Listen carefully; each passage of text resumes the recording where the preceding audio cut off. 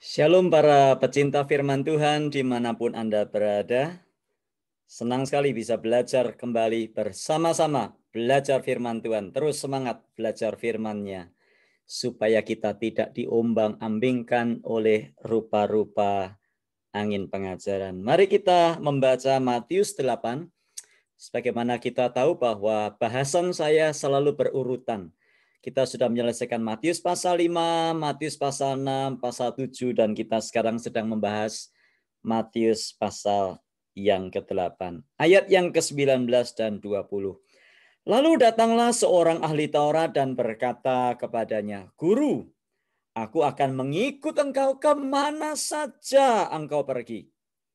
Yesus berkata kepadanya, "Serigala mempunyai liang dan burung mempunyai sarang, tetapi anak manusia tidak mempunyai tempat untuk meletakkan kepalanya." Nah, kita tahu bahwa setelah Yesus melakukan berbagai mujizat kesembuhan, semakin banyak orang yang mengikut dia. Jumlahnya sangat banyak karena namanya terdengar di mana-mana. Orang mungkin membicarakan tentang Yesus dan orang datang menemui Yesus. Namun ayat 18 kita membaca justru di tengah-tengah kerumunan orang banyak itu, pada waktu Yesus dicari banyak orang, Yesus justru pergi ke seberang danau Galilea. Nah, disitulah seorang ahli Taurat datang dan berkata, ayat 19, "Guru, aku akan mengikut engkau kemana saja engkau pergi." Kira-kira apa respon kita kalau kita ada di situ bersama dengan Yesus pada waktu itu? Wah, mungkin kita langsung minta ahli Taurat ini tolong isi formulir ya. Data-data diri, kemudian juga jangan lupa fotokopi KTP, lalu juga pas foto, lalu emailnya apa, untuk dibuatkan kartu tanda anggota. Tapi ayat 20 justru Yesus menjawab tidak seperti yang kita harapkan. Perhatikan ayat 20, Yesus berkata kepadanya, "Serigala mempunyai liang dan burung mempunyai sarang, tetapi anak manusia tidak mempunyai tempat untuk meletakkan kepalanya." Yesus kok sepertinya tidak bergairah ya. Kok justru sepertinya tidak terlalu senang. Mestinya dirangkul dong. Ini orang bukan sembarangan loh. Ini orang ahli Taurat. Dia adalah orang pinter. Dia adalah orang top pada masanya pada waktu itu. Tetapi kita melihat bahwa di sini ahli Taurat adalah orang-orang atau sekelompok orang yang biasanya justru bertentangan dengan Tuhan Yesus. Harusnya diterima dong. Kan dia nggak bilang cuman pura-pura. Dia bilang loh, "Guru, aku akan mengikut engkau kemana saja engkau pergi." Nah, disinilah kita belajar bahwa Yesus sedang memberitahu kita dan memberitahu ahli Taurat itu bahwa untuk mengikut dia itu harus membayar harga. Harus membayar harga. Nah, kalau sekedar ikut gereja atau ikut menjadi agama Kristen, mungkin tidak bayar harga apa-apa. Tapi sesungguhnya mengikut Yesus itu membayar harga. Nah, Yesus berkata bahwa untuk meletakkan kepalanya pun dia tidak memiliki tempat. Perhatikan ayat-ayat yang ke-20. Serigala mempunyai liang dan burung mempunyai sarang, tetapi anak manusia tidak mempunyai tempat untuk meletakkan kepalanya. Betapa Yesus merendah sebegitu rupa, menaruh dan memposisikan dirinya lebih rendah dari ciptaan sederhana seperti serigala dan burung yang mempunyai rumah, yang mempunyai serigala memiliki lubang, memiliki liang, dan burung mempunyai sarang. Dan kita tahu ada jenis serigala pada masa itu yang memiliki lubang-lubang atau liang-liang untuk tempat tinggal, dan burung memiliki sarang. Tapi Yesus berkata dia tidak punya tempat untuk meletakkan kepalanya. Nah, rupa-rupanya Yesus tahu, Yesus bisa membaca hati dari ahli Taurat ini. Keinginan hatinya yang paling dalam adalah bahwa dia sudah melihat Yesus begitu terkenal. Dia sudah melihat Yesus begitu top pada masa itu. Dan kalau dia mengikut Yesus, mungkin namanya jadi masyhur, mungkin bisa lebih kaya lagi, dan mungkin dia bisa ikut dipuja banyak orang. Nah, kita melihat sebelum peristiwa Matius 8 ini, setelah Yesus menyampaikan khotbah di bukit saja, orang banyak yang kagum akan Yesus Kristus.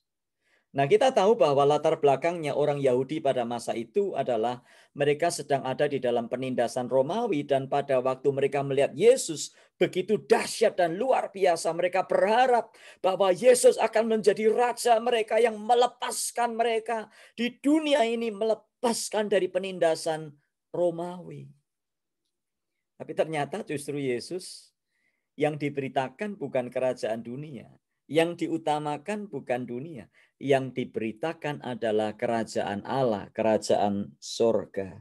Disitulah orang-orang kecewa pada akhirnya. Nanti kita baca. Nah, Matthew Henry, salah seorang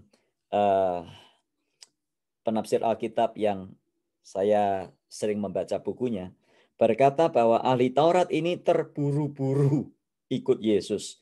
Nggak mikir harga yang harus dibayar. Makanya seperti Cak Lontong sering berkata, mikir. Ya, sudah mikir belum ikut Yesus? Kalau hanya ikut gereja, ikut agama Kristen, ya senang-senang lah. Piknik, jalan-jalan, ya, makan-makan, habis kebaktian, lalu dapat botol, lalu dapat gelas, ya itu ikut gereja, ikut Kristen. Tapi ikut Yesus membayar harga. Billy Graham berkata, menerima keselamatan itu gratis, tetapi mengikut Yesus membayar segala sesuatu yang kita miliki, bahkan nyawa adalah taruhannya. Nah, banyak orang suka kepada Yesus, tapi tidak banyak yang mau menjadi muridnya. Yohanes pasal 6, kita membaca, silakan dibaca nanti Yohanes pasal 6. Yesus melakukan mujizat, 5 roti dan 2 ikan, bisa untuk makan 5.000 orang. Lalu orang berbondong-bondong mengikuti dia, hendak mengikuti dia setiap hari. Tapi kemudian Yesus menyatakan kepada mereka, Yesus berkhotbah dan menjelaskan bahwa dia adalah roti hidup. Akulah roti hidup. Barang siapa makan daripadaku, ia tidak akan lapar selama-lamanya. Lalu orang-orang yang tadinya cari-cari roti, yang tadinya cari-cari ikan, mereka kecewa dan meninggalkan Yesus. Dan mereka berkata, perkataan ini keras. Apa kata Tuhan Yesus? Aduh, kok semuanya meninggalkan saya ya? Aduh, bagaimana dong? Selebriti sekarang ini kalau ditinggalkan, kalau di unsubscribe atau di unfollow saja sudah gelisah, bingung. Yesus bukan di unfollow loh, tapi dia di unfollow secara literal, ditinggalkan oleh banyak orang. Apa kata Yesus? Wah, kagum sekali. Yohanes pasal 6 mencatat. Apa kata Yesus? Yesus berkata kepada murid-muridnya, kalian nggak mau ikut sekalian, nggak ikut pergi sekalian. Yesus menantang murid-muridnya, kamu nggak mau ikut pergi sekalian. Kenapa? Karena di sini kita melihat bahwa mengikut Yesus itu membayar harga. Nah, banyak orang ikut Yesus karena promosi-promosi yang keliru, yang tidak alkitabiah. Yang berpikir kalau ikut Yesus itu senang selamanya di dunia. Ya. Nah, kadang kita juga sedih melihat para mu'alaf yang meninggalkan Kristus lalu menjelek-jelekan kekristenan. Sebut saja namanya Yahya Waloni yang sekarang jadi ustadz, ya, Kainama yang katanya jadi ustadz, dan masih banyak lagi. Kalau mau didaftarkan banyak sekali. Anda bisa dapatkan di YouTube banyak sekali. Setiap kali ceramah selalu menjelek-jelekan kekristenan. Setiap kali ceramah selalu menjelek-jelekan Yesus dan kekristenan. Nah, dari situ saja kita sudah tahu, dari mulutnya kita sudah tahu bahwa mereka ini sesungguhnya tidak pernah sungguh-sungguh menjadi murid Kristus. Biarpun ngakunya jadi pendeta. Yahya Wallon itu ngakunya jadi ketua sinode pada waktu itu. Siapapun bisa jadi pendeta. Anda pun bisa jadi pendeta. Gampang kok untuk jadi pendeta. Cuman ya pokoknya pegang Alkitab, pinter ngomong, lalu isi khotbahnya dengan humor dan motivasi. Nanti pasti banyak yang ikut. Tetapi tidak semua bisa jadi murid. Kalau orang tidak jadi murid, dia bisa jadi apa saja. Contohnya tadi para mu'alaf. Mereka yang tadinya Kristen, ngaku Kristen. Hanya mengaku, tapi tidak mengikut Yesus. Jadi mengikut Yesus itu membayar harga, saudara-saudara. Masih mau ikut Yesus? Siap bayar harga? Bayar harganya bukan dengan rupiah atau dolar. Tapi membayar harganya adalah seluruh kehidupan kita yang kita persembahkan kepadanya sebagai Tuhan dan Allah. Ketaatan, penyangkalan diri, pikul salib, Lukas 9:23. Setiap orang yang mau mengikut aku, ia harus menyangkal dirinya, memikul salibnya setiap hari, dan mengikut aku. Jadilah orang yang bukan sekedar beragama Kristen, bukan sekedar anggota gereja, tetapi jadilah murid-murid Kristus. Mari kita berdoa. Terima kasih untuk firman-Mu yang sudah kami dengar hari ini. Tuhan, tolong kami. Biar kami yang mendengarkan program ini, Tuhan, kami bertobat. Kami bukan sekedar beragama Kristen, bukan sekedar menjadi anggota gereja. Tapi biar Tuhan tolong kami, supaya kami sungguh-sungguh menjadi murid Kristus yang berani, rela membayar harga.